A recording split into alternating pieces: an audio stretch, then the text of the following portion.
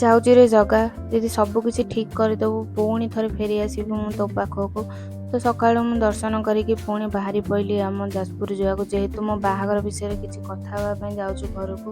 ତ ବହୁତ ଡର ଲାଗୁଛି କି ଆଗକୁ କ'ଣ ହେବ କ'ଣ ନାହିଁ ସେଇ କଥା ଭାବିକି ମୁଁ ପହଞ୍ଚିଗଲି ଯାଇକି ଆମ ଗାଁ ମାର୍କେଟରେ। ଯେହେତୁ ଦିବାଲି ଥିଲା ତ ଏଇଟା ଲେଟ୍ ପୋଷ୍ଟ କରୁଛି, କାହିଁକିନା ଟାଇମ୍ ହିଁ ମିଳୁନଥିଲା ବାହାଘର ବିଷୟରେ କଥା ହେଇ, ଏତେ ବ୍ୟସ୍ତରେ ଥିଲି, ସମସ୍ତେ ପୁରା ଟେନସନ୍ରେ ଥିଲେ, ସେଥିପାଇଁ ଭିଡ଼ିଓ ପୋଷ୍ଟ କରିପାରୁନଥିଲି। ତ ଗାଁରେ ଆସିକି ବହୁତ ଖୁସି ଲାଗିଲା, ସବୁ କଥା ଭୁଲିଗଲି, ଯେତେ ଦୁଃଖ କଷ୍ଟ ଥିଲା ଗାଁକୁ ଆସିକି ସବୁ କିଛି ଭୁଲିଗଲି।